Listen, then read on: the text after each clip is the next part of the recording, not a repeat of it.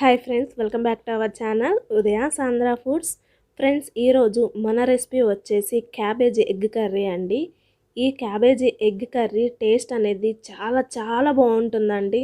నేను చెప్పటం అని కాదండి, మీరు ఈ వీడియోని పూర్తిగా చివరి వరకు చూసి మీరు తప్పకుండా ట్రై చేయండి. మీకు కూడా తప్పకుండా నచ్చి తీరుతుంది, ఎందుకంటే టేస్ట్ అనేది చాలా బాగుంటుంది కాబట్టి.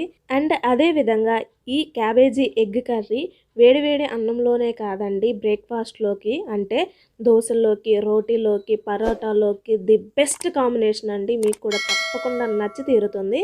సో లేట్ చేయకుండా ఈ ఎగ్ క్యాబేజీ కర్రీని ఎలా ప్రిపేర్ చేసుకోవాలో చూసేద్దాం. దానికోసం ఈ విధంగా ఒక కడాయిని తీసుకొని ఈ కడాయిలో ఒక 2-3 టేబుల్ స్పూన్ వరకు ఆయిల్ని యాడ్ చేసి, ఆయిల్ అనేది కొంచెం హీట్ అయిన తర్వాత దానిలో 2 టేబుల్ స్పూన్ వరకు పోపు దినుసులను యాడ్ చేసి అవి కొంచెం ఫ్రై అయిన తర్వాత ఈ విధంగా కట్ చేసుకున్న పచ్చిమిర్చి, అలాగే ఈ విధంగా పొడవుగా సన్నగా కట్ చేసుకున్న ఉల్లిపాయ ముక్కలను యాడ్ చేసి ఆనియన్స్ అనేవి సగం వరకు మంచిగా ఫ్రై అయ్యేంత వరకు ఫ్రై చేసుకున్న తర్వాత ఇలా 1 టేబుల్ స్పూన్ వరకు అల్లం వెల్లుల్లి పేస్ట్ని కూడా యాడ్ చేసి అల్లం వెల్లుల్లి పేస్ట్ అనేది పచ్చి వాసన పోయేంత వరకు ఫ్రై చేసిన తర్వాత దానిలో కొన్ని కరివేపాకు రెమ్మలను కూడా యాడ్ చేసి ఆ తర్వాత ఈ విధంగా సన్నగా ముక్కలుగా కట్ చేసుకున్న 2-3 టమాటా ముక్కలను యాడ్ చేసి, అలాగే ఈ విధంగా సన్నగా చాప్ చేసుకున్న క్యాబేజీని 1 కప్పు వరకు యాడ్ చేసుకోవాలి.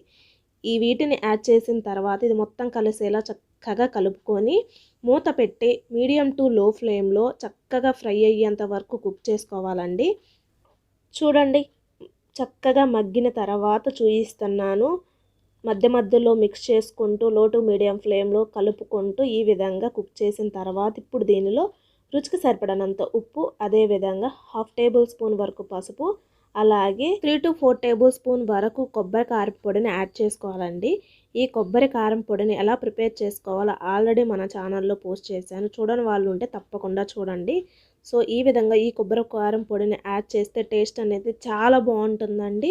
మొత్తం మిక్స్ చేసుకున్న తర్వాత ఇప్పుడు దీనిలో 1 టేబుల్ స్పూన్ వరకు ధనియాల పొడిని కూడా యాడ్ చేసి ఇది మొత్తం కలిసేలా చక్కగా కలుపుకొని ఇప్పుడు దీనిలో చాలా తక్కువ వాటర్ యాడ్ చేసుకోవాలంటే ఒక టీ గ్లాస్ ఉంటుంది కదా, అంత క్వాంటిటీ వాటర్ మాత్రమే యాడ్ చేసుకోవాలండి. అంటే జస్ట్ మాయిశ్చరైజ్గా ఉండటం కోసమే ఈ వాటర్ అయినా యాడ్ చేస్తాము. సో చూడండి, ఇంత థిక్ గ్రేవీ కన్సిస్టెన్సీ ఉండాలి.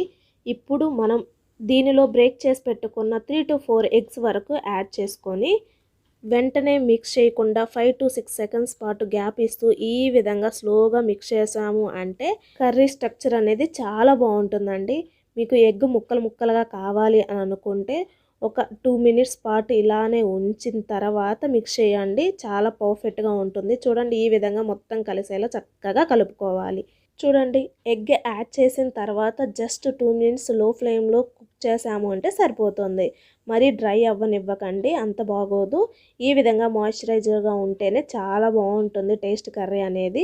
సో ఇప్పుడు చివరగా 1 టేబుల్ స్పూన్ వరకు గరం మసాలాని, అదేవిధంగా కొత్తిమీరని యాడ్ చేసుకొని ఇది మొత్తం కలిసేలా చక్కగా కలుపుకొని ఇక సర్వ్ అవుట్ చేసుకోవటమే. చూడండి ఎంత బాగుందో కదా, టేస్ట్ అయితే నిజంగా చాలా చాలా బాగుంటుందండి. మీరు కూడా తప్పకుండా ట్రై చేయండి. ఐ హోప్ ఈ వీడియో మీకు నచ్చిందని అనుకుంటున్నాను ఫ్రెండ్స్. మీకు నచ్చినట్లయితే లైక్ చేసి మీ ఫ్రెండ్స్ అండ్ ఫ్యామిలీ మెంబర్స్కి షేర్ చేయండి. అలాగే ఈ రెసిపీ మీకు ఏమనిపించిందో నా కామెంట్ సెక్షన్లో నాతో షేర్ చేసుకోండి. నాకు ఇంకా మీరు ఏమైనా సజెషన్స్ ఏమైనా ఇవ్వాలి అని అనుకుంటే కామెంట్ సెక్షన్లో నాతో షేర్ చేసుకోండి, తప్పకుండా మార్చుకుంటాను. మీకు ఇంకా ఎటువంటి రెసిపీస్ కావాలో నన్ను అడగండి, తప్పకుండా చేస్తాను. సో మన ఛానల్ ఇంకా సబ్స్క్రైబ్ చేసుకొని వాళ్ళు ఉంటే ప్లీజ్ తప్పకుండా సబ్స్క్రైబ్ చేసుకోండి. అదేవిధంగా పక్కనే ఉన్న బెల్ సింబల్ని యాక్టివేట్ చేసినట్లయితే నేను అప్లోడ్ చేసే ప్రతి వీడియో నోటిఫికేషన్ రూపంలో మీ ముందుకు వస్తుంది. సో మీ సపోర్ట్ నాకు ఇలానే ఉండాలి అని కోరుకుంటూ ప్రతి ఒక్కరికి thanks for watching this video.